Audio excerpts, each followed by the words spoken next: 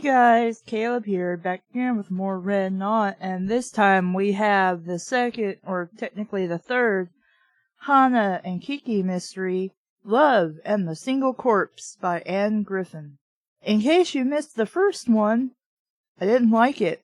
It was funny at the start, and I think I even made the statement of, I found something similar to Savannah Ride, and then things just kind of started to go downhill from there. The cover of this is the same as the last one, just this tiny ass picture to the left. You know, it's really nice of like two wine glasses or champagne, I don't know, sitting on a table with some flowers, and like a little basket with like some grapes and bread in it. And then above the title on the right is, their little convertible, and they're sitting in the car. The little blurb on the front. Two of the best characters to grace a whodunit in years. Midwest Book Review, which apparently just shills out good reviews for books they haven't read, because if they had read the first book, and likely the second book, they would know how bad those books were. I haven't read the second book, so I technically can't say, but I have a feeling. Meet Hannah and Kiki. Hannah is quiet, modest, and introspective. Kiki is loud, tacky, and man-crazy, also a bitch. They're two 60-something sisters with very little in common, except when it comes to murder. And Kiki does nothing at all, because everything is about her. The main character of this book is Hannah, not Kiki. Let's be clear on this. Love and the Single Corpse. Hannah and Kiki were eager to attend their annual high school botany club reunion, because you would have such a thing for botany club. True, Kiki was more in it for the men, but Hannah wanted to reminisce with eccentric. Okay, what threw me off is that this is centered rather than a line to the left, and so when my eye switched to the next line, it interpreted that as another paragraph, so I got confused there. Reminisce was eccentric. Geraldine Markham, Geraldine, her favorite teacher. If nothing else, it seemed like a good way to keep the two sisters out of trouble for a change, until Geraldine is murdered in the hospital while awaiting surgery. She had said she was in danger, but Hannah had assumed it was old age talking, and now it's going to take a little more than sifting through soil to determine who killed her teacher, and find out just what Geraldine was hiding. Ellipses. A humorous and diverting new series, Library Journal, which also apparently did not read the books. If they did read the books, they're not the same books that I've been reading on the show. Chapter 1. A devilish marine breeze flew across Hill Creek's town plaza, chilling the prosperous locals as they sat on teak benches. What the fuck is a teak bench? Is that a type of wood? Sunning their toes in their Birkenstocks and sipping organic roast, fat-free lattes. The wind dipped and danced about them, rifling the liberal, soon-to-be recycled newspapers they half-heartedly read. But they hardly noticed the pages fluttering. The locals did not come to the plaza to learn about the world at large. That was much too dreary and complex. It was their own microism they found fascinating. For Hill Creek, a suburban village a half-hour north of San Francisco, was its own special kingdom, unique and endlessly intriguing, with every other place in the world a few rungs below it. All the locals coveted the benches on the plaza, where they could watch with eager attention as the politically correct inner child sensitive, totally organic, and camera-attuned world of Hill Creek passed by. That's a lot to say in one sentence. The mischievous breeze swirled and sauntered, finding its way to the plaza's edge, at last performing a suicidal plunge into that dark yet thoroughly explored abyss between the silicone breasts of Kiki Goldstein, and causing her to emit a high-pitched "Oh!" from the sudden chill. How does it go in between her boobs? Is she naked or some shit? Why would she be naked outside?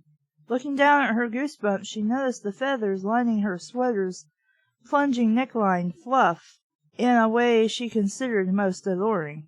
Granted, it was a nippy day for such a low-cut top, but Kiki felt suffering for beauty to be one of life's necessary sacrifices. At the age of 60, she was willing to sacrifice with the fury of ancient Incas in order to look more seductive. As she rearranged a few feathers to enhance the effect, a crafty one escaped confinement, drifted upward, and lodged itself in her thick, false eyelash. "Oh, piddle!" "Really, piddle?" she muttered, squinting as she tried to remove it, but her long fake fingernails impeded progress. "I have to admit I'm impressed," her sister, Hannah Malloy, said, her voice lowered with concentration. With arms crossed, Hannah locked her eyes on the admirable object standing admirable?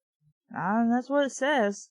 Standing on the opposite side of the plaza, the corners of her mouth turned up in ardent approval.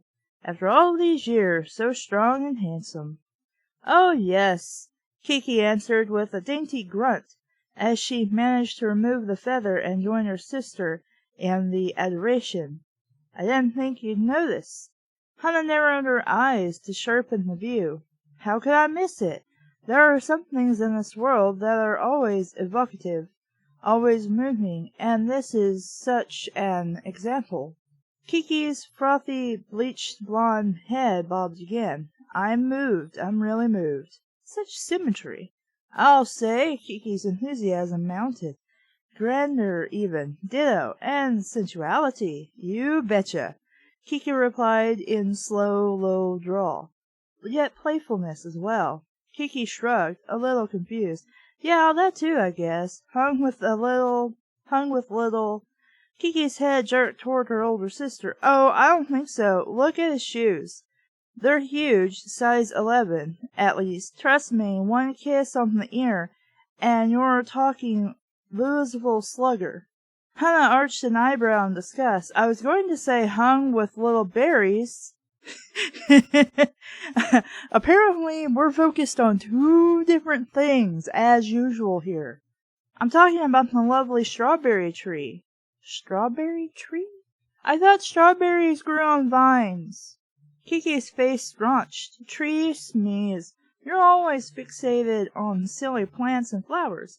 I'm talking about flesh and blood. I'm talking about Ron." Hannah switched her attention to Dr. Ron Gilman, recently widowed from a wealthy wife, because he couldn't be wealthy either, being a doctor. He stood next to the tree, talking with Lillian Granger and Vera Brown, all of them old high school friends of Hannah and Kiki. The two sisters had been walking across the plaza to join them, but stopped when Kiki fell off her gold platform sandals with the 3-inch soles, an accident that inevitably led to other adjustments. Hannah noticed the small portable picnic table standing between her 3 friends and the half-dozen champagne flutes glistening in the lemony sunlight.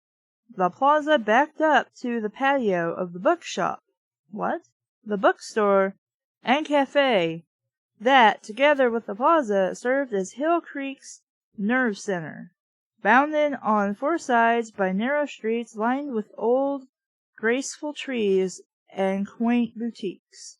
I think you want to choose a different word than back up, because the only thing I can imagine the plaza doing is going beep, beep, beep, beep, like it's in one of those little scooter things. That day, as usual, the trees were filled with BMWs and Volvos, and the plaza bustled with bearded new-agers and harried soccer moms, everyone in a rush to attain the life perfection they all felt certain they deserved.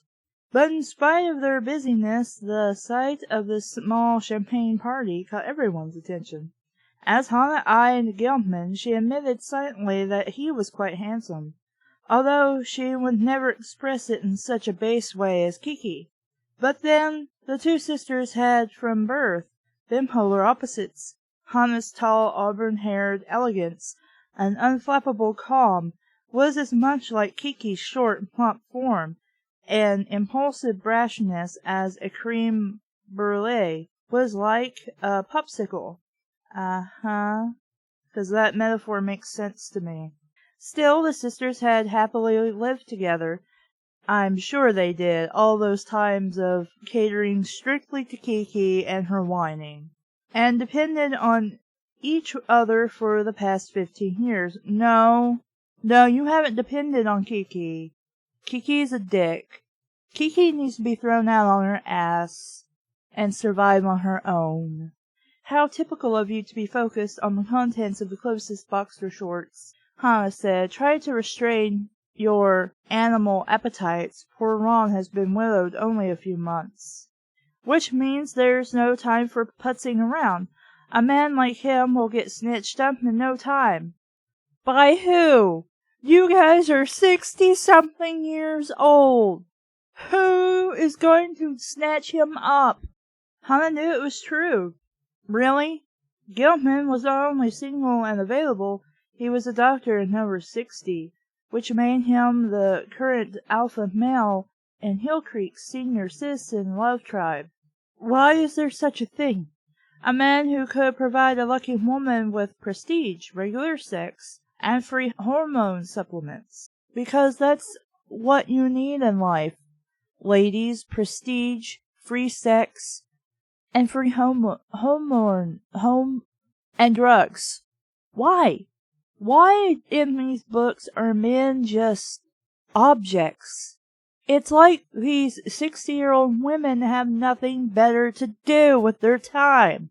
Sure, a 60-year-old woman, even 70, 80, 90 are interested in sex. But in these books, it's like the only thing they ever want. It's not like they have grandkids or anything they might be interested in as well. These qualities obviously weren't lost on Lillian, whom Hannah could see edging closer and closer to him. Do these people have no tact? Like, I know some people wouldn't. But the man is now a recent widow. I don't think he's looking to score. Lillian, like Kiki, wasn't going to let any grass grow under her feet now that Gilman was a free man. Who said he would? Maybe he's still very attached to his wife and will be to his dying day. Shove off! No woman their age could afford to, Hannah supposed. Kiki admitted aloud, and crossed her arms, the gesture sending another feather flying. Just look at her, she said, carefully checking Lillian for visible defects. She's always throwing herself at men. Oh, shut the fuck up, Kiki. Like you haven't tossed yourself in front of any Y chromosome in your path. Kiki slapped her palm against her chest, ejecting 3 more feathers. That's so untrue. No, Kiki, you're a hoe. If it has legs, you're after it. We know this. Dear, half your sweater is flying around your head. Darn it, Kiki said, trying unsuccessfully to grab a feather out of the air. I've had this top for close to 20 years, and the feathers are coming loose. But this flouncy look is back in style, don't you think? Well, that would explain why the feathers are coming out, 'cause I was gonna say, I'm like, man, that must be a cheap-ass shirt that you have. But no, it's just old. Only if avocado is back as a good color for refrigerators, Hannah said with a wicked smile. She noticed Kiki's goosebumps. Do you want my jacket? You must be freezing. No, thanks. I'm not covering up my sexy sweater. Whether you like it or not, it's just the thing to catch a man like Ron. Only if he's attracted to molting pheasants. To make up for the compliment, Hannah gave her sister a good-natured pat on the shoulder. Kiki opened her mouth to let out a retort, but just then she and Hannah spotted their next-door neighbor, Naomi, heading their way. Please tell me you guys are not friends with this woman anymore. She was a lying asshole. Probably still is. Dressed in loose ankle-length pants and knee-length tunic, her long hair plaited into a thick braid twisted over her scalp, Naomi carried 3 canvas shopping bags overflowing with vegetables. Being ecologically correct, all the hip locals sported canvas shopping bags around town, or if one was into high eco-chic, a quaint wicker basket, so that the minimum of trees would be destroyed or laid defiled in the pursuit of one's day-to-day necessities. Hannah smiled when she saw a package of tofu placed strategically on top of one of Naomi's bags, suspecting that her friend had tucked her favorite spicy sausage near the bottom safely from view. Hill Creek was one of those places where everybody claimed to be vegetarian, but could occasionally be caught with a Big Mac on their breath. Or, if you read the first book, you would know Naomi is full of shit and a lying dickbag. What synchronicity! I knew I'd find you here, Naomi said with her inherent cheerfulness. I want to whip up a cheese and grain casserole this afternoon, and I need to use your oven. Of course, Hannah said. No, don't invite this lying sack of shit into your house. She was witness to a murder investigation and said nothing to you, then ranted about her bullshit being true. You don't need to ask. Enduring termite repairs in her kitchen for the last month, Naomi had been running over to Hannah and Kiki's house at least 3 times a day to use the stove for tea and tofu. Don't let this woman in your house. She's a lying sack of shit. Thank you, Naomi said with a sigh, brushing back a loose strand of hair. The construction's been so stressful. It's disturbed my spiritual balance. Luckily, the fresh air is rejuvenating my chi. Chi, as Naomi loved to tell, was an oriental term for life force energy. She was always informing her friends how their chi needed rejuvenating, when, in truth, the women in her circle had so much life force energy they were to the point of bursting. Naomi drank in the air, sucking in as much chi as she could. What a scrumptious day! Gorgeous, Hannah replied. Just looking at Mount Tam. The outlines are so sharp. Naomi turned to look at the lush green mountain towering between Hill Creek and the Pacific Ocean, and bowed her head in reverence. She was a well-known local psychic who channeled the spirit of Red Moon, a 500-year-old Hopi snake shaman. So she claims. For $50 an hour, Red Moon, speaking through Naomi, delivered life advice buried in metaphysical Indian metaphors. Whenever Naomi felt her psychic powers waning, she hiked up the mountain and partook of its mystical powers, sometimes in the nude, if the park rangers weren't around. The day feels pregnant with possibilities, Naomi pronounced. Well, I guess she could pronounce that. I certainly did. At that moment the women heard a squeal of salutation, and, turning, they found Wanda Buckus, oh great, this dick, flying toward them at warp speed, her Bruno Magili mules slapping the pavement. With one well-moisturized, stick-thin arm, she carried her wicker basket, and with the other her new poodle, Zeno, the little dog looking highly annoyed, his long ears bouncing as she jogged. Thank God I found you, she said, panting from the exertion. Something remarkable has happened. The first thing Hannah thought was that maybe her husband, Walter, had given up vodka, or that this lady had actually stopped being a dick, that actually became a nice, compassionate, caring person. But no, I doubt that. But she quickly decided that was unlikely. Not when he had to live with Wanda. Take a deep breath and calm down, Hannah told her. You'll have a heart attack. She knew from experience not to take Wanda's self-created melodramas too seriously. Wanda was typical of many of Hannah's friends. She's not your friend. She talked shit about Kiki when Kiki was a suspect in a murder. In that her life ran so smoothly she had to busy herself with self-concocted personal problems. digging into every crevice of her psyche with an archaeologist's fever.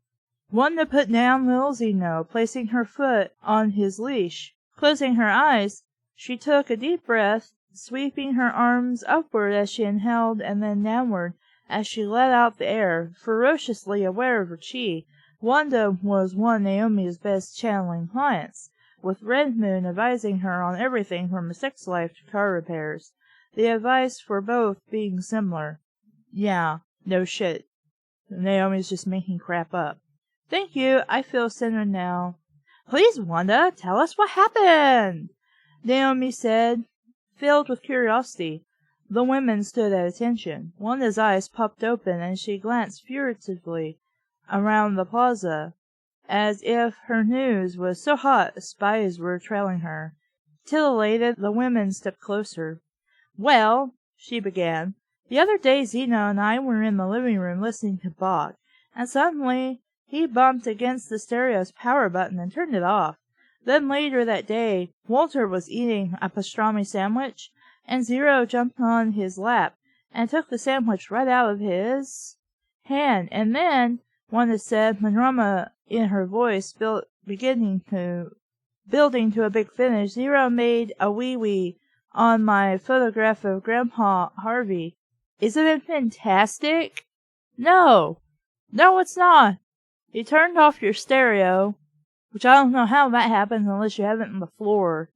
That dog stole my sandwich, and now he's ruining my photographs of my family. It was apparent by the vacant looks of her listeners that they failed to grasp the event's magnitude.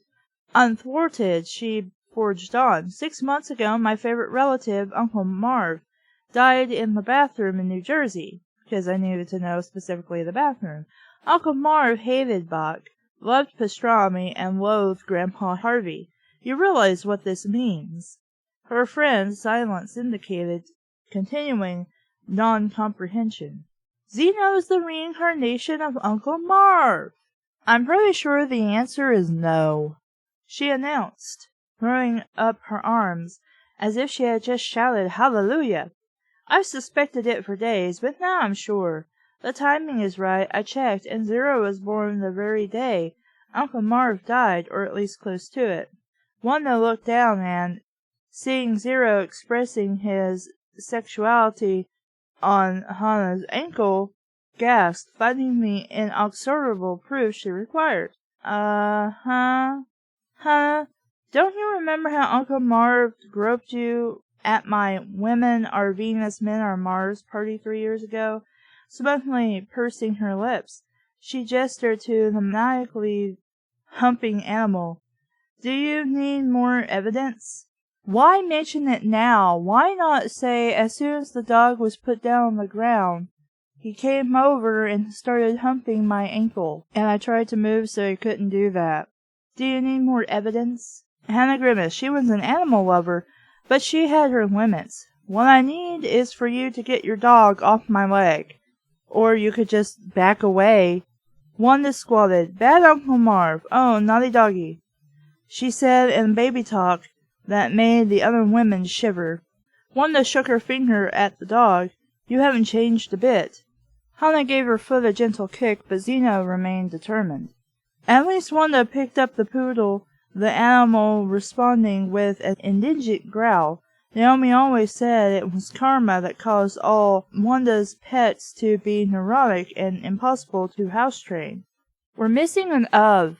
Would you like some tea, Wanda? You seem frazzled, Hannah said in the tone she would have used with a mental patient claiming to be Marie Antoinette.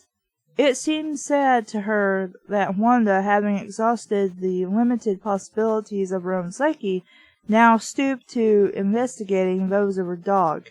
You've never owned a pet in your life, have you, Arthur? Like, not even close. They have some new jasmine tea at the bookstop. That would be very soothing. No time for tea, Wanda replied briskly. Just then she lifted her surgically sculpted nose and sniffed the air. Lowering her gaze, she saw Zeno relieving himself. On her? Didn't she pick it up? Hannah noticed with puzzlement that this seemed to delight her. Oh, good doggy. I mean Uncle Marv. Going outside, very good. Mommy's so proud of you. Oh. Wanda mewed with a clap of her hands, apparently not disturbed by the dog's deposit being on her shoe. Thought she picked the dog up, though. She took a plastic baggie from her pocket and picked up the odorous mound. Not cleaning up after one's dog was considered a major fox paw on Hill Creek. Right up there with smoking, wearing furs, and drinking rosé. Anyway, I'm just so thrilled. I've called the pet psychic, Wanda explained, and she said she could give me a phone session at 5:30, so I've got to run. She squeezed up her shoulders with excitement. Caught up in the moment, Wanda dropped the packaged poop in her Gucci handbag instead of the trash can behind her. Ew. Apparently the only one who noticed this. Hannah chuckled. Wanda, she said, sorry, Hannah, no time for chit-chat. Hannah pointed to Wanda's handbag, but got scoot, Wanda said, and with a fling of her hand, took off toward Center Avenue, Zeno biting his leash and barking nastily. Yeah, I think this is just a dick dog. I don't think he's a reincarnation of anything. Do you really think Zeno could be the reincarnation of her Uncle Marv? Kiki asked as they watched Zeno pull Wanda around the corner. Hannah cast a skeptical glance at her sister. Of course it's possible, Naomi said, nodding philosophically, although normally spirits don't move down the food chain like that. Naomi looked in the direction Wanda had gone, thoughtfully tapping her chin with her finger. Interesting what Wanda said about the phone psychic session. I need a way to package my own psychic skills so they're a bit more accessible to the general public. I'm developing such an expertise in chi counseling. It's a shame I can't share it with more people. Yeah, I'm just gonna drop the voice because I don't care enough. Kiki nodded. It's so true. Remember when I was feeling sluggish last spring and you figured out that I had low liver chi? You had allergies, Hannah said, always doubtful of Naomi's psychic snake shaman mumbo-jumbo. It was her chi, Naomi said with firmness. Look, dumbass, look. We cover this in the very first book. You're a fraud.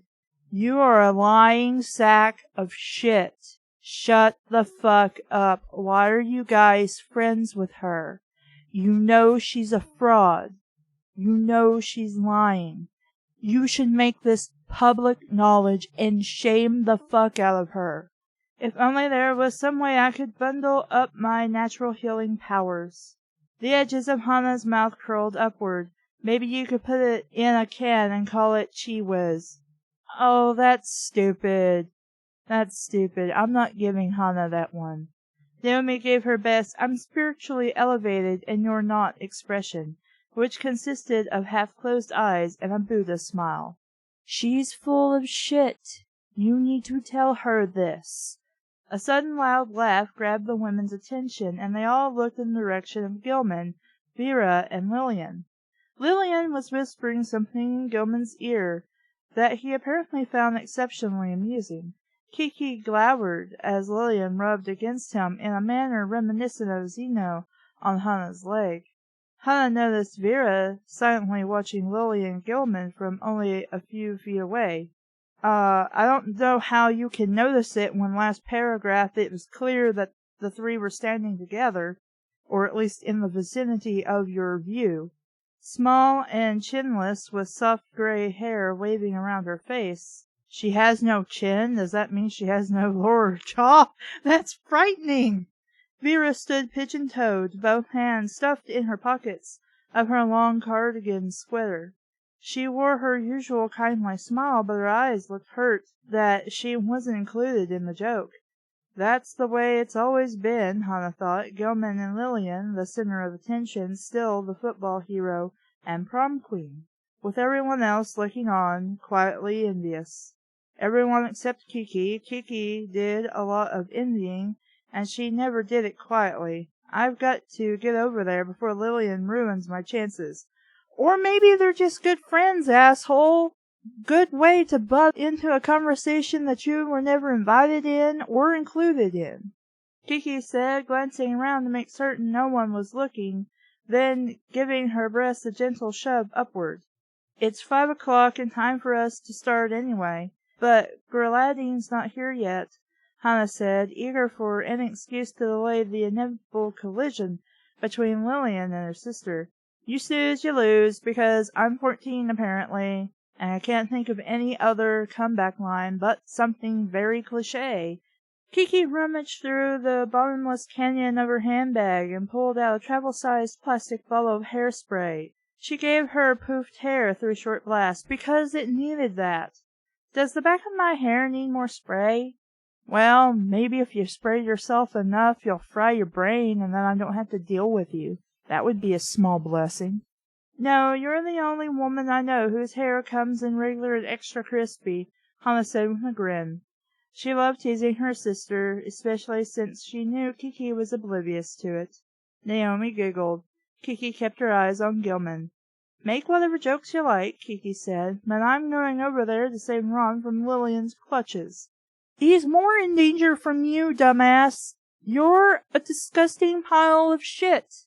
You're not thinking, I like him, or he's nice, or it's nice to be in his presence. He makes me feel good when I'm with him. He's always smiling and laughing and happy to see me. No, Kiki's thinking, I'll have a shit ton of money to spend on whatever, and I'll have somebody to adore me and fuck me constantly, because that is the only thing that matters in my life. And now that somebody's mentioned it, that's really sad. I should become a better person. But she won't. Please stay and talk with me and Naomi, Hannah urged. Kiki looked at her sister with suspicion. Why do you care if I set my sights on Ron? I could be a doctor's wife. Think how proud Mother would have been. Your mother wouldn't have been proud of you. She would have smacked you upside the head. Many times. Because you're stupid, Kiki. You're stupid. All you think about is sex. You never think about the other person. At all. Hannah paused, trying to come up with a suitable white lie, but opted for the truth. I know your high school days were eons ago, but I can't forget the awful rivalry between you and Lillian when you two were cheerleaders. The way you squabbled over Ron back then. No, that's just Kiki being an asshole. That's her normally. She hasn't changed. Naomi's eyes glinted with interest. Really, she said, drawing out the word into several syllables. What happened? Kiki stiffened. One little scuffle in the girls' bathroom. It was nothing. It only took a week for Lillian to get the glue out of her hair. Besides, things are different now. I'm more mature than when I was 16. Bullshit! Hannah seriously questioned that. She tried another route. You know, Kiki, you really should give a recent widower like Ron time to grieve. Being soft-hearted, Kiki wore an expression of thoughtful concern that lasted a good 3 seconds until Gilman let out another raucous laugh. Because Kiki is too stupid to realize that the grieving process is more than just being sad all the time. Kiki pulled her Tahiti pink lipstick from her purse with the same ominously assertive movement as if it had been a revolver. I think Ronnie's grieving period is over. You don't fucking know that, asshole. He's probably using some sort of laughter therapy to help him deal with the pain, Naomi suggested, always ready to believe the best in people. Or he could just have decided, it's been a few months since my wife died, and there's this reunion going on. I'm gonna go to it because I'll be around some people, and maybe I'll feel a little better, and, it has been a couple of months, and, I should try to associate more and, start moving on with my life. I mean, we don't fucking know. Hannah watched Gilman perform his barnyard strutting. He now spoke with animation to both Lillian and Vera, smiling and winking at them, his arms slipping briefly around Lillian's narrow waist. Or not, I suppose. Hannah had to admit he was bearing up awfully well under his tragic loss, but then Lillian was making it easy for him. Hannah studied Lillian as she coquettishly straightened Gilman's collar. It would be no surprise if he were attracted to her. Lillian had always been beautiful, although over the years she had become that brand a Marin County woman who was more manufactured than born. Every part of her exfoliated, massaged, bleached, fluffed, and sculpted into taut perfection. I don't understand what's going on. Why the champagne? Naomi asked. Is there a party? It's the annual Botany Club meeting, Kiki explained. Botany Club? Naomi tipped her head to one side. I thought you and Hannah were in the Rose Club. We were in the Botany Club back in high school, Hannah explained. Naomi looked surprised. The club still meets? But your high school days were over 40 years ago. Well, no shit, Sherlock. Kiki bristled at the arithmetic. The club doesn't really meet, silly.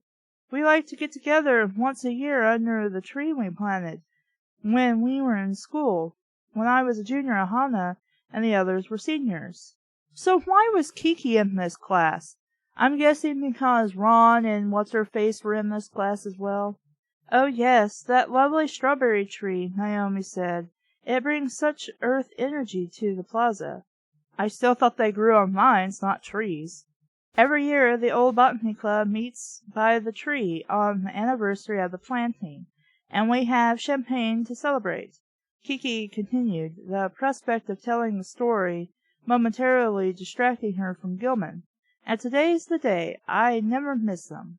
Hannah blinked, since Kiki had rarely attended any. Lion!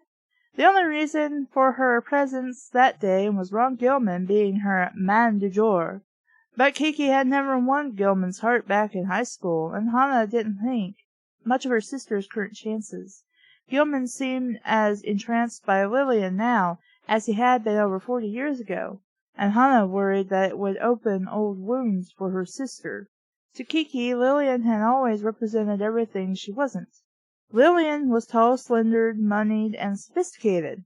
Kiki could be those things, but she's too busy getting pute. The first three qualities had eluded Kiki by fate and genetics, and although Kiki did her best to feign a cosmopolitan air, she was, oh goodness, this is split up in such a way that I'm never going to be able to pronounce this, irrevocably down to earth, and worldly only in the sense that her physique was globular.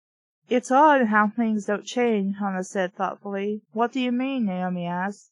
The world is constantly under transformation. But people stay the same, Hannah replied. Look at the Botany Club. Even after all this time, Kiki's still the bouncy cheerleader. Pleased at this description, Kiki patted her hair.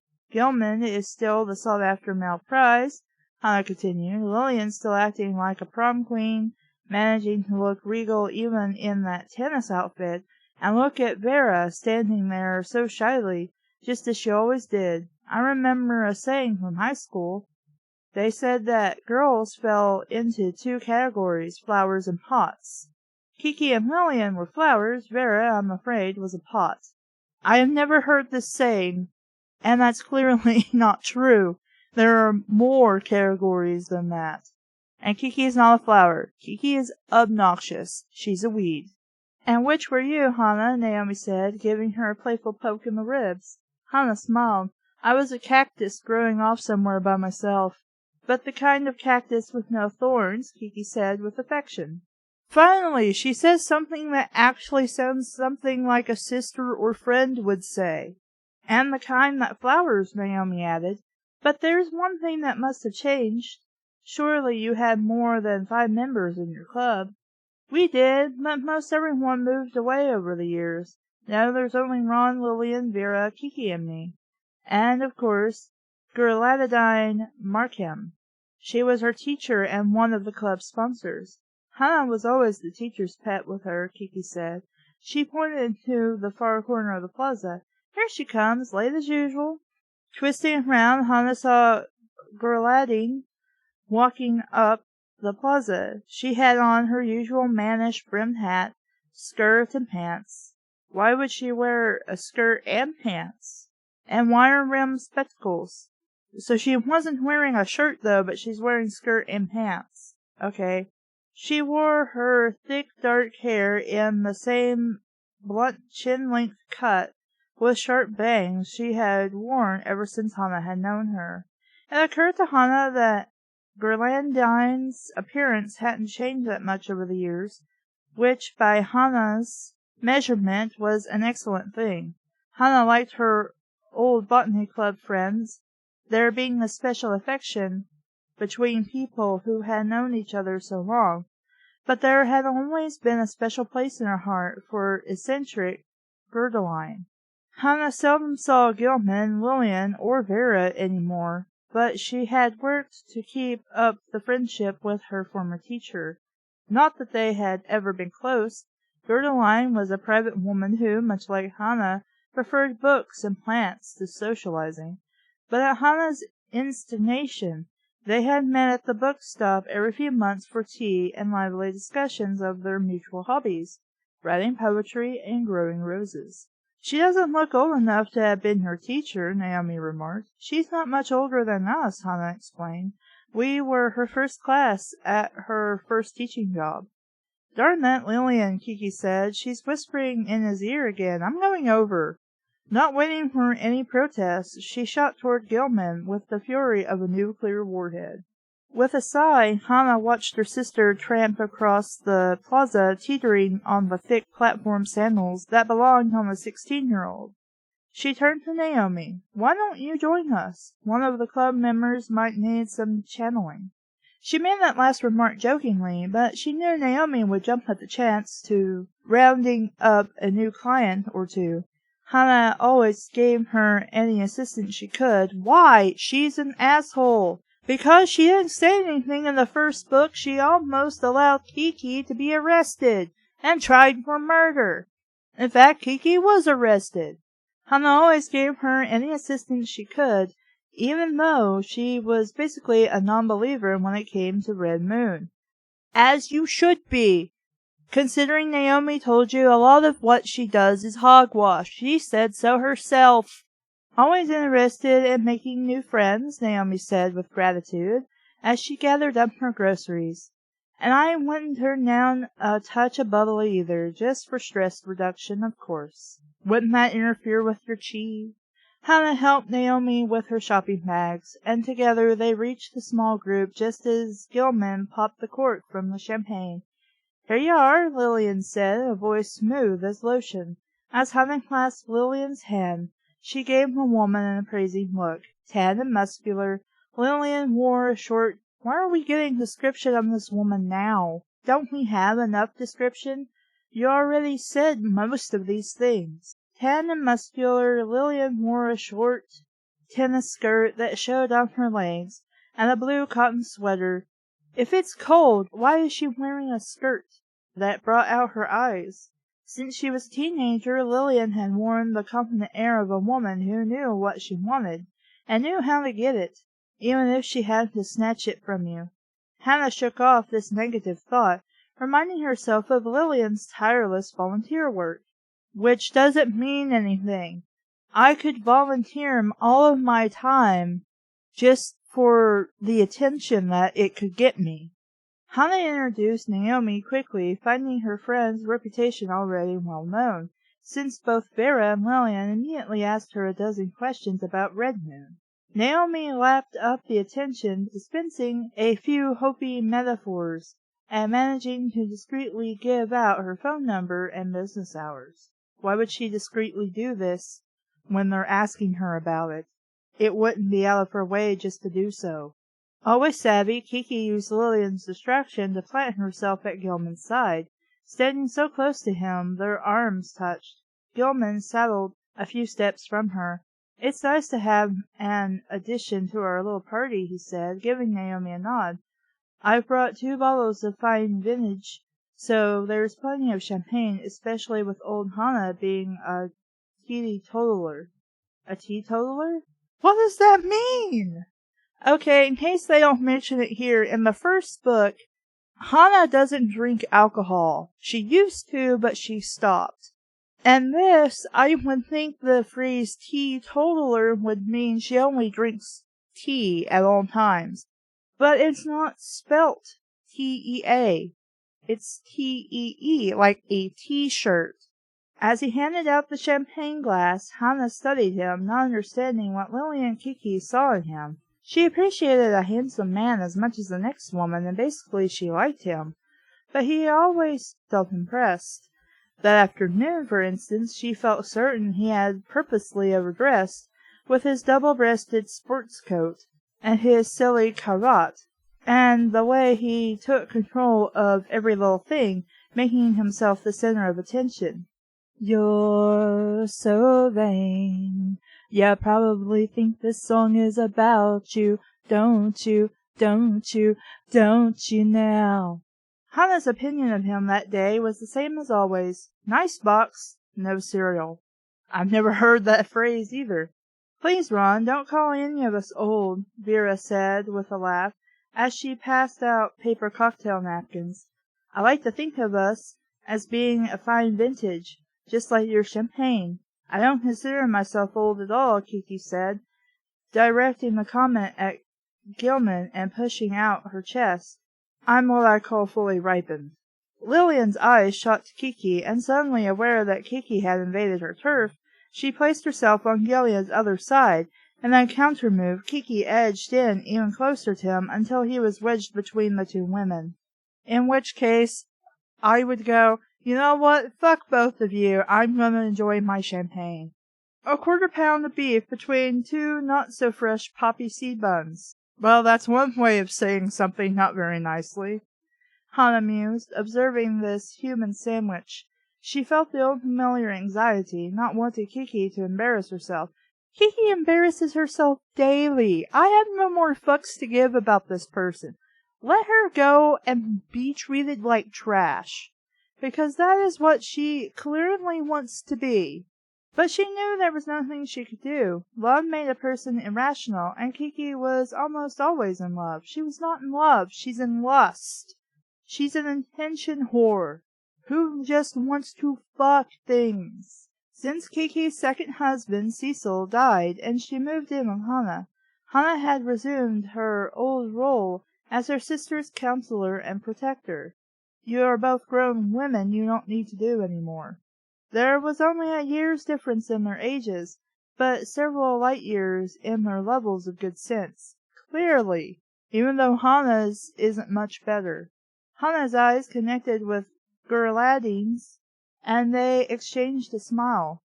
As far back as high school, Geraldine had been telling Hannah not to worry so much about her sister. Hannah started to speak to her, but Geraldine's gaze had shifted to the ground. Geraldine looked consumed with thought, and Hannah noticed that she had twisted her paper cocktail napkin to shreds. It wasn't until then that Hannah became aware of Geraldine's atypical quietness. Her friend seemed distraught and pale. "Because we're just focused on that suddenly now, I guess, and we're not going to observe any more about her." "You're looking lovely as usual, Hannah," Lillian said, smoothing her sleek cap of streaked hair. "You always manage to dress with such a simple elegance." Lillian slid her eyes to Kiki. "And Kiki, you're looking so—" She paused for effect. "So festive. But you must be freezing." Her eyes darted to Kiki's goose-bumped cleavage. Kiki's smile tightened. "I'm just dandy.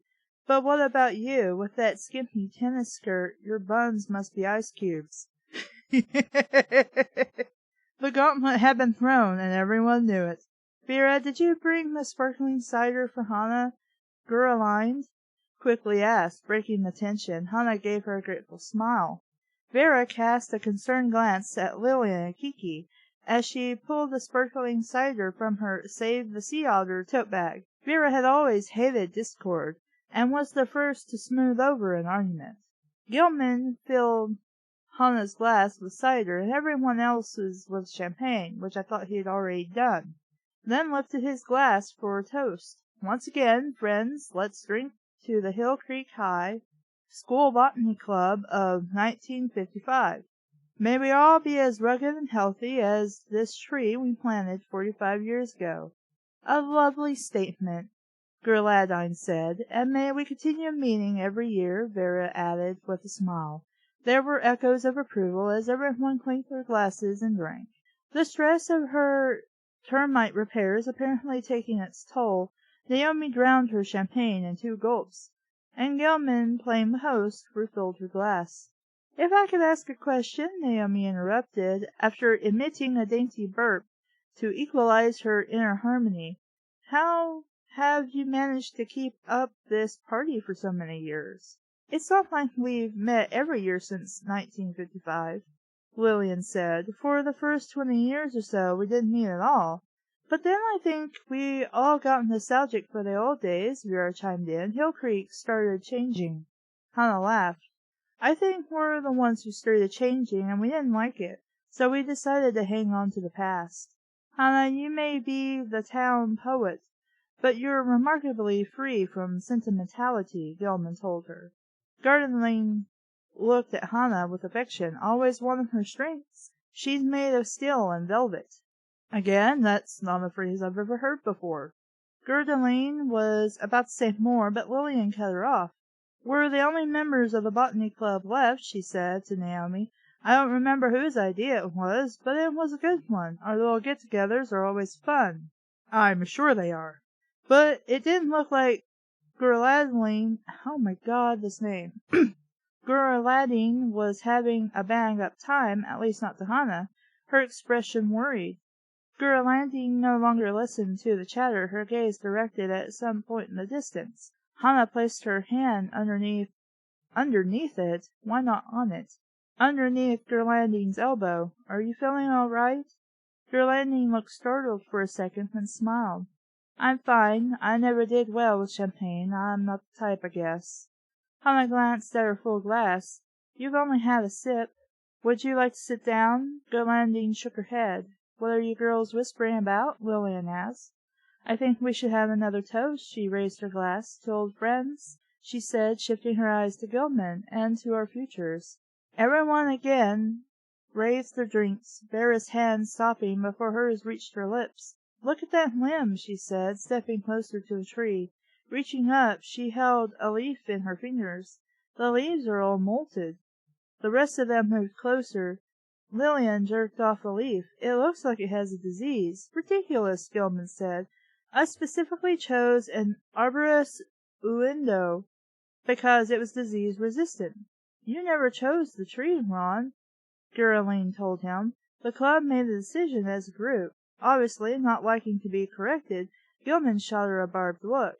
"I remember quite clearly that Ron chose the tree," Lillian said, taking his arm. "You're not always right, teacher. I'm going to start calling her Sensei, because I can't say her name." An awkward silence settled on the group, and Hannah couldn't help wondering if age had made her friends cranky. No, that couldn't be it. They had been cranky even as teenagers, yet she felt some new discontent brewing, and she couldn't imagine its source. She didn't think her friends even saw each other that often, except for Vera and Gladrine, who had remained close over the years. "Let's freshen up our drinks," Vera said with forced cheerfulness. She grabbed the second open bottle off the table, pouring champagne in Gilman's glass and then Naomi's and Kiki's. Unnerved by the unpleasantness, her movements were jerky, and as she poured the liquid into Lillian's glass, it splashed onto Lillian's sweater. "Be careful," Lillian snapped. Looking surprised by the harsh tone, Vera pulled the bottle back so quickly she knocked Lillian's hand, spilling more champagne. "I'm so sorry," Vera said, flustered. "I know, but this sweater is new," Lillian said with exasperation, dabbing at her sweater with her napkin. "I didn't mean to do it," Vera told her, then adding sharply, "It's not like it's going to melt you." Gilman laughed, which aggravated Lillian further. "Just get away from me," she said to Vera. "Well, you're an asshole. Go fuck yourself." Kiki caught Hannah's eye and tipped her head in Lillian's direction, mouthing the words, "Bitch." "You're one to talk, Kiki." "It's not a disease," Naomi said, the gentleness of her voice grabbing everyone's attention. "Of course it isn't," Lillian said, looking at Naomi with shock. "Vera's just a little clumsy." "I'm talking about the poor tree," Naomi said. "It could be out of primal imbalance." "Primal imbalance?" Vera repeated, her eyes wide with interest. Suddenly looking as if his underwear was chafing, Gilman drowned the last of his champagne. "There's nothing wrong with that tree's balance." "What are you talking about?" "It could be suffering from inhumorous influences. feeling out of sync with the universal whole, Naomi explained, ignoring his gruffness. Gilman looked at her with an expression suitable for a patient who had suggested performing his own rectal exam. Naomi turned up her palms. There's an easy way to find out. How? Vera asked eagerly. Naomi grinned. Hannah noticed that Naomi's ears had turned bright red, realizing her friend felt the effects of the champagne. We'll just ask it, Naomi said with a squeak, confirming Hannah's suspicions. This isn't a good time for a channeling session, Hannah told Naomi, not wanting her to frighten anyone. When Red Moon supposedly took over Naomi's body, her voice changed to a man's, and the first time you experienced it, it was downright ghoulish. It's okay, I'm not going to call forth Red Moon completely. He's just going to help me communicate with the tree, you know. He always says that trees' sap is the blood of our ancestors, and that the rustle of the leaves is our ancestors' voices. I'm just going to take a little listen and see what our ancestors have to tell us. I'll be done in a jiffy. Everyone watched as Naomi approached the tree. After circling a few times, she placed her hand on its trunk, closed her eyes, and began to mutter the string of Hopi phrases she always claimed to have learned from Red Moon. Newly invigorated, Vera moved next to Hannah. This is so fascinating, what she's doing. She's having a chat with the leaves and the sap, Hannah replied. Knowing all eyes upon her, Naomi played to the crowd, hugging the tree and pressing her ear to its bark. There was a long moment of silence while she remained in this position. Suddenly she pulled back, jerking her hands from the tree trunk as if it were red hot. Vera let out a distressed gasp. What is it? The tree is disturbed, Naomi said, holding up her index finger. It told me the strangest thing. It said that reality here isn't as it appears. How did it speak to you? Vera asked. I communicated with the tree's earth spirit, Naomi said, still eyeing the tree trunk. Gilman laughed. What a lot of hogwash. I agree, Lillian said. Hannah silently agreed also, but then noticed that Naomi stared at the tree with an honestly perplexed expression. Was the tree referring to itself? Vera asked Naomi, unaffected by her friend's incredulity. This is California, Gertrude said, sounding more like her old self. The tree probably wants to undergo an operation because deep inside it feels it's really a flowering shrub. Now don't be sarcastic, Kiki said with a wag of her finger. Naomi's almost always right about these things. Hannah and Gertrude exchanged a knowing smile. Then Gertrude's expression turned thoughtful, as if an idea had just popped into her mind. Naomi ran her hands over the tree's bark, shaking her head. The tree feels suspicious and afraid. Okay, who's hiding limb cutters? Hannah joked, but no one laughed. I'm serious, Hannah, Naomi said, too absorbed in the tree to take offense. There's a negative vibration around it. It's giving me a funny feeling right here. She tapped at the base of her throat with her finger. There was something like a neurotic tree to put a damper on a party. Hannah laughed off Naomi's claims about the tree, but everyone else looked disconcerted. After a few meager attempts at conversation, they drowned the rest of their drinks and made hasty excuses about important errands they had suddenly remembered. Hannah was coaxing Kiki away from Gilman when she felt a hand on her shoulder and saw Gertrude. Gertrude pulled her away from the others. Hannah, I'd like to talk to you. Of course, Hannah replied. Let's sit down on that bench. Not here. Hannah detected a slight shaking in Gertrude's voice. Over her shoulder, she heard Gilman shout goodbye and watched him walk across the plaza with Lillian on his arm.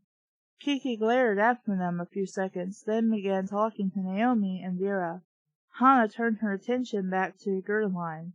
What is it? She asked. You're not yourself today. I need your help, Gertrude said. She hesitated before getting out the rest. I think I may be in some trouble. What do you mean? What kind of trouble? I found out about something illegal, and I want to take what I know to the police. So why don't you? I don't want them to think I'm crazy. I know you've dealt with the police before. If I could discuss it with you, get your opinion, then maybe you could support me when I talk to them. Come with me, even. What's this all about, Vera? How is this connected to trouble for you? They heard Kiki's voice as she complained about Lillian. "We can't talk here," Gildeline said. "Too many people around. Can you come to my house tonight?" So Kiki is having a similar conversation with Vera. They should just take out those 2 little paragraphs, because that interrupts the flow of the story and it makes you confused. "I'm working with a new group this evening," Hannah replied, a cancer survivor herself.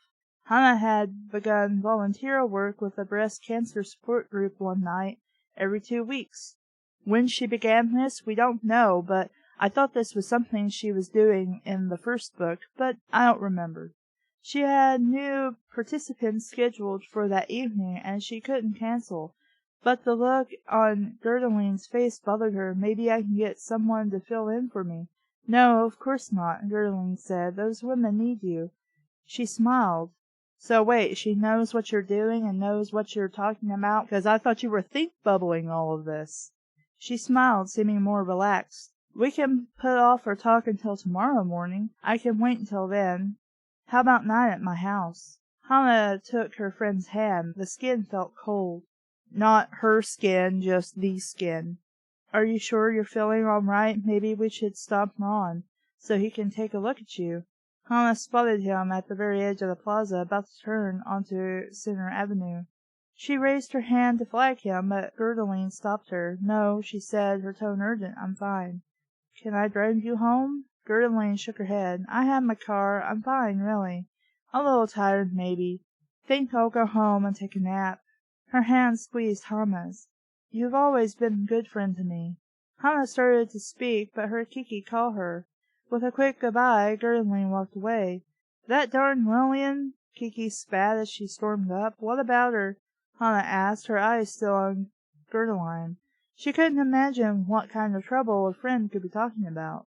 "That hussy managed to snag away Ron right out from under my nose." You weren't even in a competition with her. He was not interested, and they were already making googly eyes at each other, so she told him she needed a ride home." "The shameless slut," Hannah joked. Naturally, he couldn't say no. It wouldn't be polite. Or maybe they're mutually into each other. "What happened to Naomi and Vera?" "They went to the book stop for a decaf. You know, I think Ronnie's interested in me. He didn't talk to me much, but I could feel his animal heat coming from him." "No, he's a living, breathing man that you were trying to hump. He's going to fall in love with me. I just know it." "No, he's not. In fact, he didn't want to be near you. Any man you seem to attach yourself to clearly does not want to be near you, but you are too much of a fucking moron to realize this.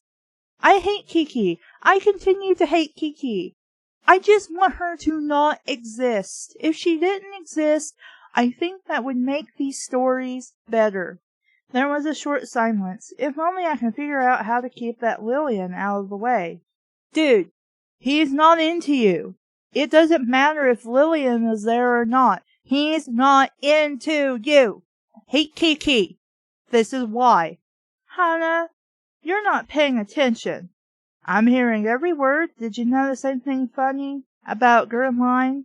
She doesn't seem quite right to me. She's always been a weirdo, if you ask me. The way she keeps to herself and dresses in clothes that look more like a man's than a woman's. Apparently, these guys are stuck in the 50s where women didn't wear pants. But now that you mention it, she was quieter today. She usually jokes around." Kiki considered it a moment. "She seemed bothered about something, sort of like the tree." Yes, just like the tree, Hannah thought, trying her best to squelch the apprehension growing inside her. Chapter 2. If a woman wants to catch a man, she's got to have a battle plan. Kiki pounded the small wooden breakfast table for emphasis, simulating her Velcro hair curlers into a feverish tremble. This declaration made, she returned her eyes, already laden with makeup at 7:30 in the morning, back to the open book in front of her. So wait, she's having this epiphany, apparently, while reading a book, I guess. If Hannah's second cup of coffee, strong as bat's blood, didn't fully awaken her, the sight of Kiki did. Her sister's fluffy pink Chantilly robe and matching bunny slippers vivid against the cozy kitchen cornflower blue walls. She watched Kiki's face scrunch with concentration, her eyes fixed upon the dusty Hill Creek High School yearbook from 1955. Hannah was dressed in trim, dark slacks and a white hip-length sweater. Her shoulder-length auburn hair was pulled back into a low ponytail and twisted into a haphazard knot held in place with hair sticks. This sounds like something I'd wear, but I really wouldn't be wearing slacks. I would have jeans. Her only jewelry was a pair of large gold hoop earrings. After dipping the slice of bread into a bowl of beaten egg, she plopped it on the griddle, where a small dab of butter sizzled. Reaching for the knob of the old gas stove, she turned up the heat just slightly. "What about letting things happen naturally?" she asked, smiling when she felt a nuzzling at her leg. Her pet pig. I think she did have a pet pig in the first book. Her pet pig, Sylvia Plath, and dog, Teresa S. Eliot, stood at her socked feet, their expressions showing they were hopeful of getting a taste of French toast. They knew she was a soft touch. I think you mean a soft heart, but whatever. Kiki glanced up from the yearbook. "Are you nuts?" After giving Hannah a cold eye, or a cold stare, or a frigid stare. You could use one of those and make more sense. She held up the open book beside her head. "Look at this picture of me when I was 17, and look at me now." She pointed to the book, and then her face. "This is an example of what happens naturally, and personally, I think it stinks." She shook her head at her sister's ignorance, but since she had the attention span of a gerbil, this annoyance quickly disappeared, soon replaced with sentimental delight as she flipped through the book and came to another picture of herself. In a cheerleader skirt and sweater, a teenage Kiki stood with her feet wide apart, shaggy pom-poms held high, a gargantuan grin on her face, and, as only Kiki knew, 2 pairs of bobby socks stuffed in her bra.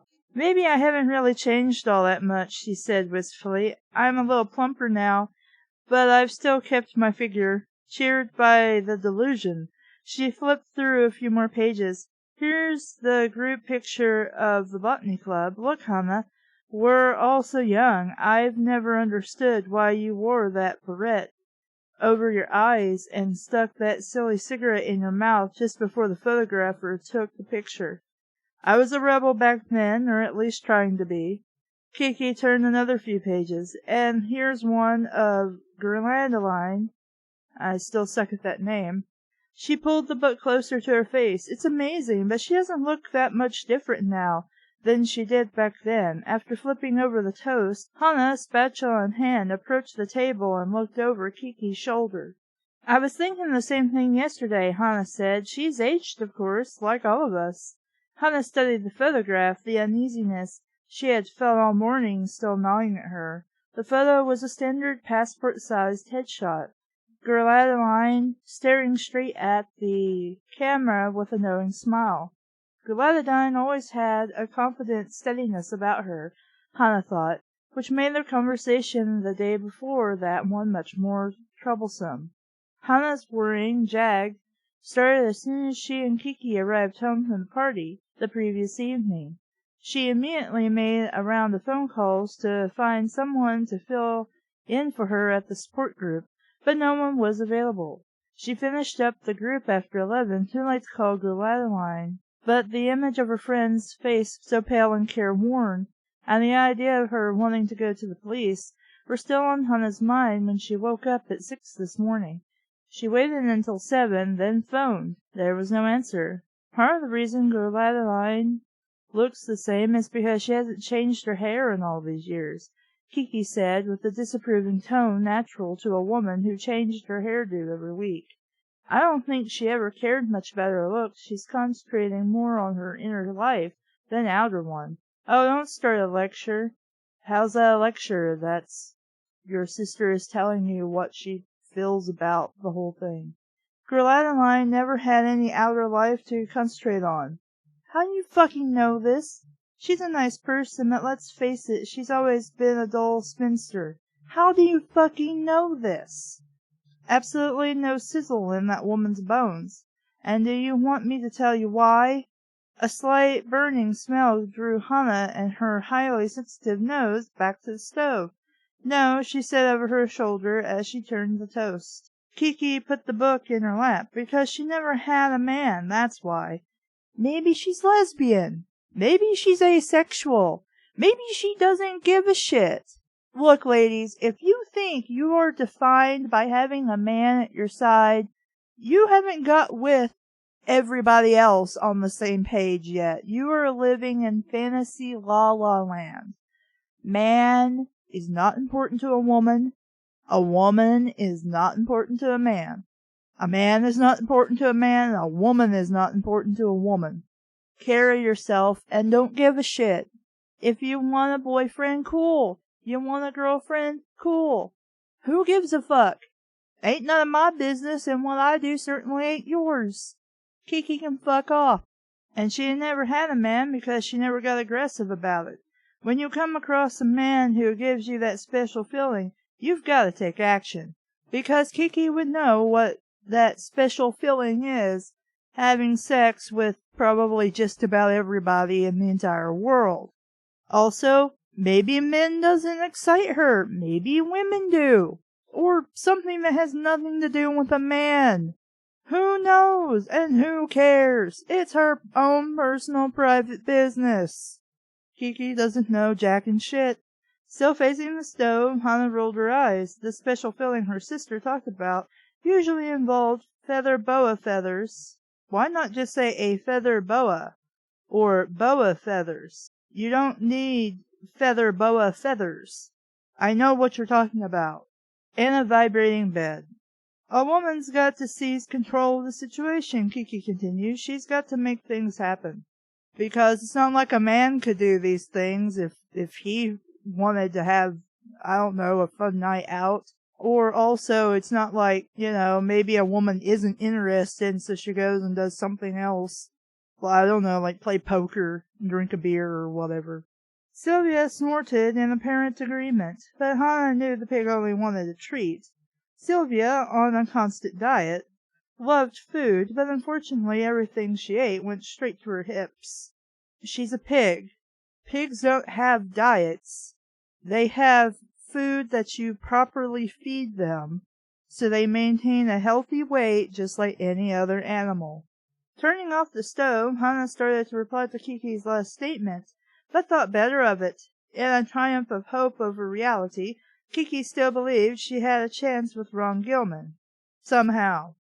Kiki always thinks she can get into a man's pants, that he wants her, constantly. Which is total and utter bullshit. Hannah thought she had a better chance of flying the space shuttle, but didn't have the heart to tell her. I would, because she's a fucking moron. It wouldn't have done much good anyway. Once Kiki got an idea in her head, getting it out again was about as easy as nailing Jell-O to a tree. Well, that's certainly a clever metaphor, though I'm pretty sure you could nail Jell-O to a tree. So that's entirely possible. You just have to make it when it's solid.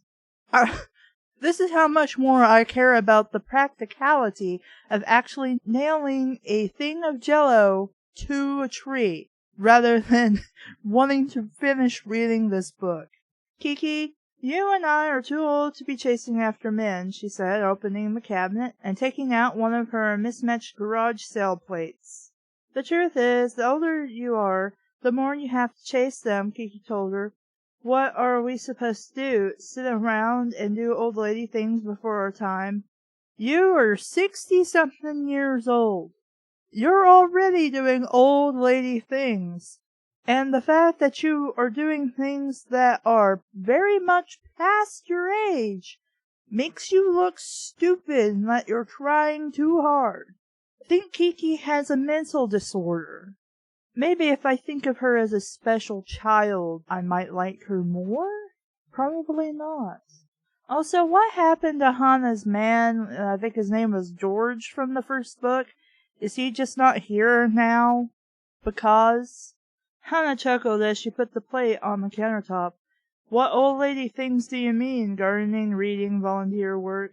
I mean making tissue box covers out of yarn. Who does that? Wearing terry cloth house slippers.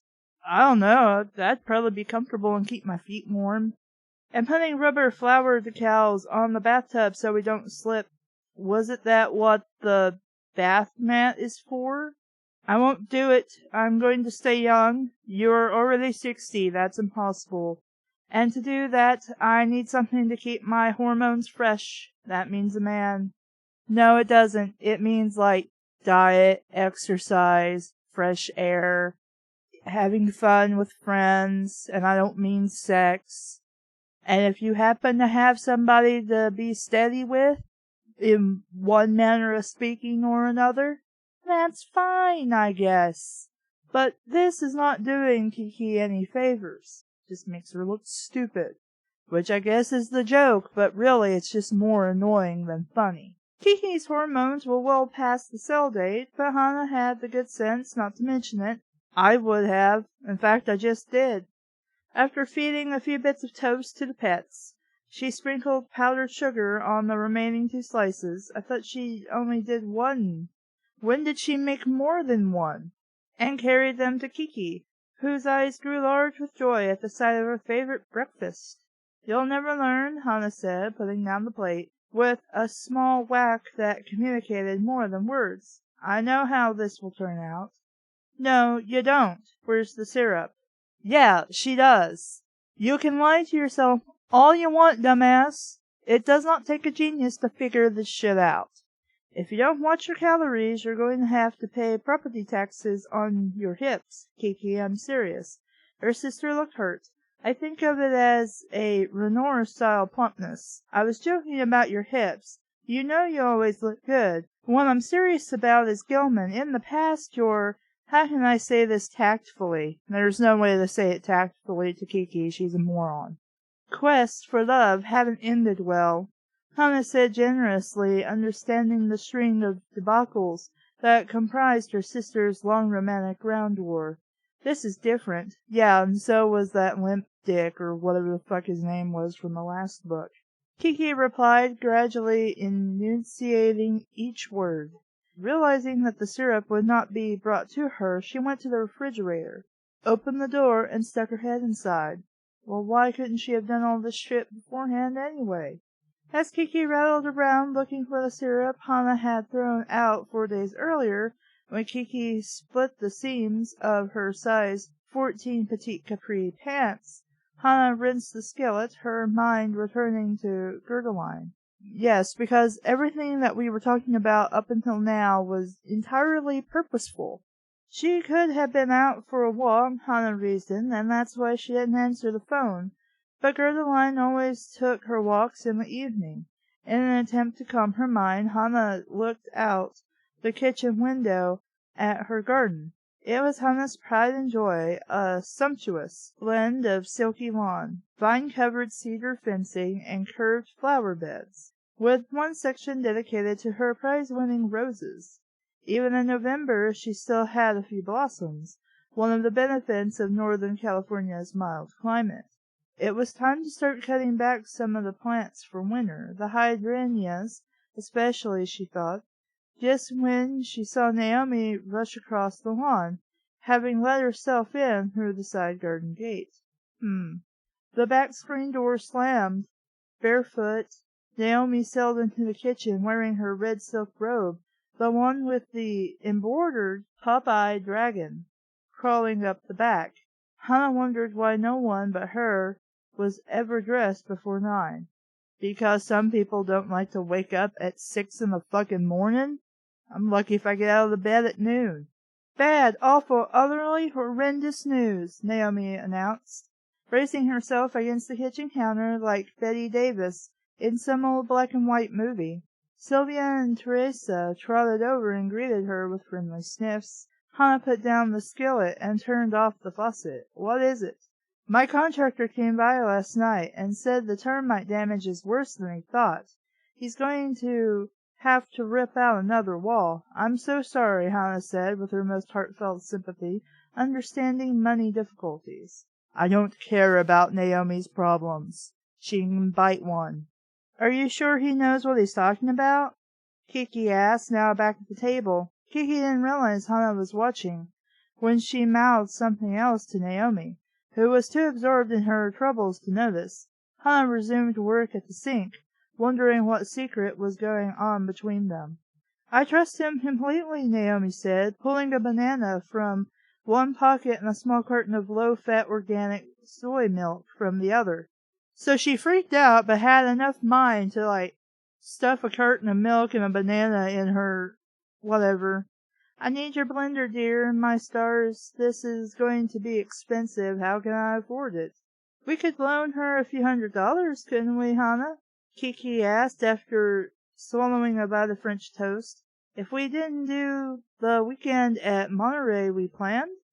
What a weird, clunky sentence. Sure, this might work if we had already had some background on this, but suddenly inserting it into such a clunky sentence is really off-putting, and it just makes it look like she's talking half-good English. If we didn't do the weekend in Monterey, that we had planned, even though that is not in the sentence, but it should be. Of course, Hannah said. After drying her hands, she got the blender from the cabinet and placed it on the counter. That's so sweet and generous, even though they should really just kick you right the fuck out of their house and call the cops. And the very offer is karma-enhancing, I'm sure, Naomi said, but a few $100s isn't going to do it. My contractor says it will cost $3,000. Hannah and Kiki's mouths dropped open at such a large and unattainable sum.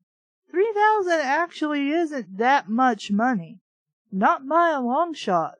I mean, yeah, it's certainly money I wish I wouldn't have had to drop onto something, but in the grand scheme of things, it could be a lot more than that. $3 million, I would say, is closer to unobtainable than $3,000. You see my problem. I've just got to come up with a money-making concept. You already have one. It's called you're a phony psychic. Naomi said, her gaze drifting off as she peeled her banana. I must get my creative energies flowing. I'm sure you'll get them flowing in no time. Now, Naomi, on to another subject, Kiki said, her voice low and earnest. What about the, thing you were going to get for me? Naomi gave her a questioning look. Kiki exhaled with aggravation. The thing. Oh, the love potion. You fucking serious? Really? I have no words. I'm just gonna keep reading, Naomi said, with a flamboyant wave of her banana that sent its top half flying to the floor. Sylvia quickly gobbled it, while Teresa looked on with curious brown eyes, amazed at the things the pig would eat. Naomi dropped the remainder of the banana in the blender. The what? Hannah asked. The love potion, Naomi replied, adding the soy milk. I'm anxious to give it a try. It could turn out to be a lucrative side business for me, which Lord knows I could use. She flipped on the blender, and it came to life with a high-pitched whirl. Oh, it's not even whirl, it's whir. W-H-I-R. Hannah worked hard to suppress her laughter. Kiki, don't you have enough confidence in your own womanly charms? Swallowing the last bite of French toast, Kiki drew herself up. Of course I do. It's just that with Lillian chasing after him, she's so pushy sometimes. Not like, again, they could have a mutual romantic interest in each other. I think a little extra help couldn't hurt, and you're always saying I should expand my interests. This is just like science. It's called a pseudoscience, meaning it's fake and not real. It certainly is. This potion is the best in the business. Supposedly, Naomi said, pouring her smoothie into a glass. I found out about it from a good friend in L.A., who's a psychic who got it from a certified witch who does spells for movie stars. I'm sure all of this is true and Naomi is not making it up at all. Because, she has a good history with truth. How do you think Nicole Kidman got Tom Cruise? I don't think anybody wants Tom Cruise. Also, what a horrible, terrible knock at Nicole Kidman. That is so mean. Like, so incredibly mean. Just imagine a love potion recipe that comes from the witch to the stars, Kiki said dreamily. Hannah looked at Naomi with wariness. What's in it? I'm not sure yet, but my friend said it's a recipe from the 12th century. Naomi explained, her tone important. Your tone can be important? It uses ancient mystical powers. I would think herbs, but okay. And it comes from crone women who live in stone huts in the mountains of Montenegro. My friend's going to email it to me. Hannah shook her head as she put the skillet in the rack and dried her hands with a dish towel, although she loved Kiki and Naomi dearly. Even though she has no reason to love either, and especially Naomi, they occasionally exhibited the analytical skills of plankton. Also, Hannah's not going to make any food for herself. She just magically whipped up food Kiki could have easily cooked on her own, had Kiki not be a lazy son of a bleep. While Kiki and Naomi chatted excitedly about the potion, Hannah again phoned Geraldine. I hate this name. I just can't say it. She let it ring 8 times, then hung up, filled with even more worry. What if Geraldine had hurt herself or was too sick to call for help? On the other hand, she could just as easily be running an errand. Their appointment wasn't until 9, so there was no reason for her to panic about Geraldine not being home at 8. Hannah told herself. After considering it a moment longer, she made a decision. She sat down at the kitchen table and pulled on her crepe-soled flats with arch supports. "Where are you going?" Kiki asked. "To Geraldine's. But you're not supposed to meet her until later." "What's the problem with going there early?" Kiki said. "Don't you want to stay with us and talk about the love potion?" Why would she? She knows this is hogwash and it's not going to work. "There are some rituals we're going to have to do. It all sounds so exciting." "Hannah's not interested in the least," Naomi said. "She has no sense of the mystical or spiritual." Okay, I'm just going to say that's bullshit. Just because I don't believe in your garbage does not mean I'm not a spiritual person, or I couldn't understand something of the mystical nature. I would rather end up being wrong than buying into this garbage and wasting my time. She only believes in what she can hear and see. Then there's nothing wrong with that. There's nothing wrong with it. Hannah moved to the kitchen doorway. You're both grown women, and if you want to spend your time on something as absurd as a love potion, that's your business. Personally, I believe in rational thought, facts, and data. Or just common sense that this is stupid and isn't going to work, Hannah said, then turned and walked out the front door to pursue the instinct she felt swimming in her gut.